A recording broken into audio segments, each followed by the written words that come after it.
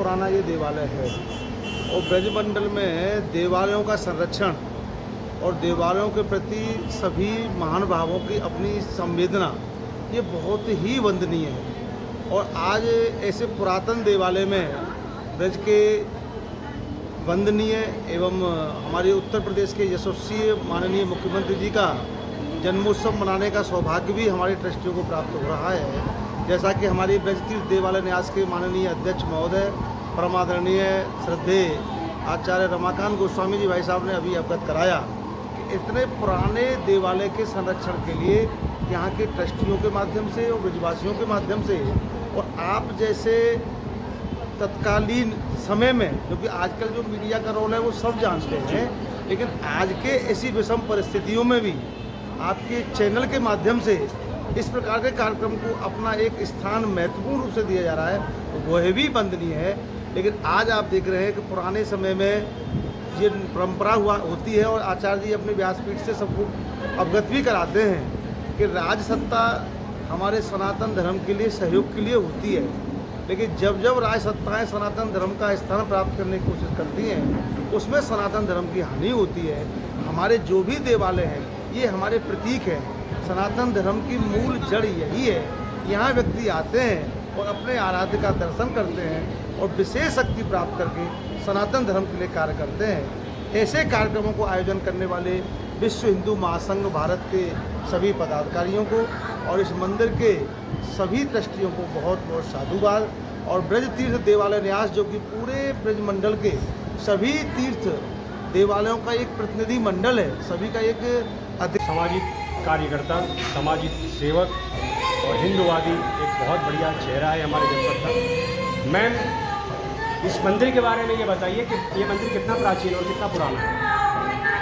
ये मंदिर मुझे ज्ञात हुआ है कि कम से कम 500 वर्ष पुराना है। जहाँ संस्कृत विश्वविद्यालय था, बहुत वैभवशाली विश्वविद्यालय था, जहाँ बहुत विद्वानों ने यहाँ अपनी शिक्षा ग्रहण की और देश विदेश में उन्होंने नाम रोशन किया हमारी भारतीय संस्कृति का, भारतीय सनातन धर्म का। अब बहुत दिनों से ये मंदिर बंद पड़ा था, तो हम सारे ही ब्रजवासी बड़े दुखी थे कि हमारे प्राचीन मंदिरों की बहुत दुर्दशा हो रही है, लेकिन हमें बहुत प्रसन्नता है, बहुत खुशी है। मंदिर को पुनरुद्धार किया, अपने पूर्वजों की विरासत को संभाला, दोबारा वैभव करने के लिए हमसे सहयोग मांगा।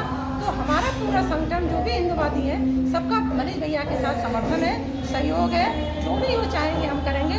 और हम निरंतर पिछले कुछ महीनों से यह भजन संध्या का आयोजन कर रहे हैं। आज हमने विश्व हिंदू महासंघ का प्रोग्राम जो योगी जी के जन्मदिन मना रहा है, एक हफ्ते तक हमारा स्वाभिमान सप्ताह दिवस के रूप में योगी जी का जन्मदिन हम लोग मना रहे हैं विश्व हिंदू महासंघ। वो जन्मदिन मनाने का भी हमने फैसला इसी मंदिर में किया है, क्योंकि योगी जी भी सनातन से हैं, हम भी सनातन प्रेमी हैं और ये मंदिर भी सनातन का बहुत अच्छा प्रतीक, बहुत अच्छा स्थान। तो भविष्य में आपके द्वारा यहाँ पे अन्य धार्मिक कार्यक्रम होते रहेंगे? बिल्कुल होते रहेंगे, बिल्कुल होते रहेंगे। तो ये मातृशक्ति हमारे उषा सोलंकी जी वो एडवोकेट हैं और ये मौजूद हैं, और इनसे हम संक्षिप्त में कम शब्दों में ये समझना चाहेंगे कि इस मंदिर का प्राचीन इतिहास क्या है और इस मंदिर को किसने निर्माण करवाया था।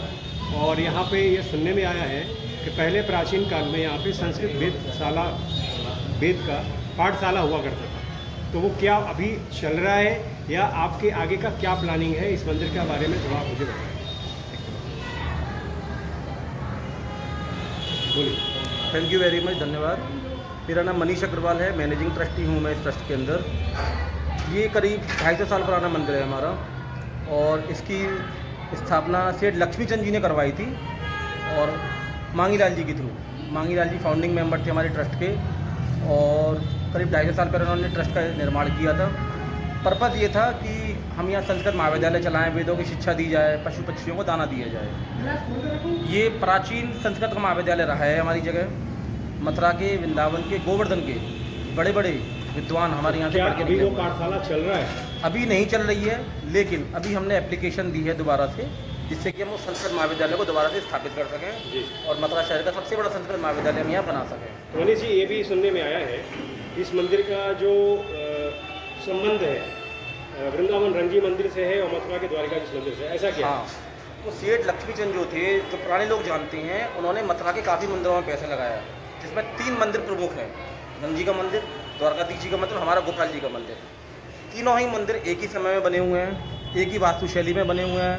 आप अगर ध्यान से देखेंगे तीनों ही मंदिरों में गोपाल जी के दर्शन करने के लिए हमें 7 गेटों से होकर गुजरना पड़ता है। तो आप जब इस मंदिर में आएंगे तो आपको ये पता लगेगा 7 गेटों से होकर गुजरना पड़ेगा, क्योंकि तीनों मंदिर एक ही समय में बने हैं, एक ही आदमी ने बनवाए हैं। ये आज की तारीख में भी रंगजी मंदिर के रंगजी मंदिर से लोग, एसोसिएटेड लोग हमारे मंदिर में ट्रस्टी हैं।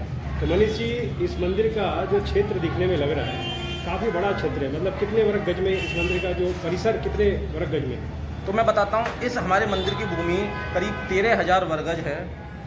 मथुरा के बहुत बड़े मंदिरों में से एक है ये दुर्भाग्य रहा है इस मंदिर का कि पास्ट में हमारे जो ट्रस्टी है उसको उतना हाईलाइट नहीं कर पाए। कितना प्राचीन मंदिर है, कितनी ज़्यादा भूमि है इसके पास। अगर मैं भूमि की बात करूँ तो गायत्री तप भूमि के सामने चामुंडा गली है, तो चामुंडा गली के नुक्कड़ से स्टार्ट होके रेलवे पटली तक, अंदर तक पूरी ज़मीन इस मंदिर की है, जिसका हम सदुपयोग करना चाहते हैं सामाजिक कार्यों में। कुछ भूमाफिया टाइप के लोग हैं जो अभी हमें परेशान कर रहे हैं। सनातन, जितने भी लोग सनातनी हैं, जो मंदिरों से प्यार करते हैं, जो सोशल एक्टिविटीज़ में चाहते हैं कि सोशल एक्टिविटीज़ मथुरा में हो निस्वार्थ रूप से, वो हमारा सहयोग करें। हम चाहते हैं योगी जी तक हमारी बात पहुँचे। ये पूरी भूमि का, अगर योगी जी का है तो हम योगी जी को बिल्कुल पूरी भूमि दान करने को तैयार है, पूरा का पूरा ट्रस्ट।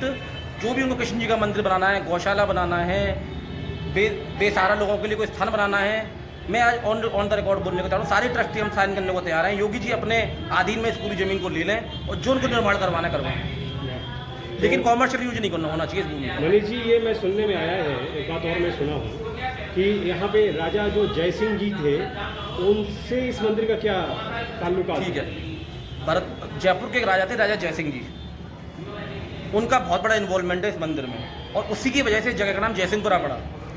करीब 1617 के आसपास राजा जय सिंह थे, जो भरतपुर और जयपुर के महाराजा थे। जब भी वो मथुरा में आते थे वो हमेशा हमारे मंदिर में रुका करते थे।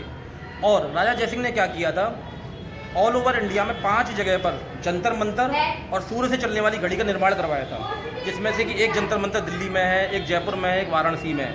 उनमें से एक जंतर मंतर सूर्य से चलने वाली घड़ी का निर्माण मथुरा शहर में करवाया गया था। लेकिन दुर्भाग्यवश करीब 150 साल 200 साल पहले वो जंतर मंतर को तोड़ दिया गया, लेकिन वो सूर्य से चलने वाली घड़ी आज भी अवेलेबल है और हमारे मंदिर के पीछे की तरफ है वो। अच्छा, जो कि इसकी पुरातत्व महत्व की है। वो मंदिर के आपके परिसर में है या मंदिर के परिसर से बाहर है? मंदिर का परिसर ही है। ये पूरी भूमि गली के नुक्कड़ से लेके रेलवे पटली तक ये पूरा मंदिर का परिसर है जी। तो अब आगे आप मैनेजिंग ट्रस्टी हैं, इतना प्राचीन स्थान है, ऐतिहासिक स्थान है, तो इस मंदिर के बारे में आपका क्या ख्याल है? इसको किस स्तर पर आप ले जाना चाहते हैं? अभी देखो, हमने इसका जीर्णोद्धार काम स्टार्ट किया है, लोगों की विजिबिलिटी में आना स्टार्ट हो गया है। योगी जी से अभी हमारी मीटिंग सेट हुई है, तो हम प्रपोजल लेके उनके पास जा रहे हैं।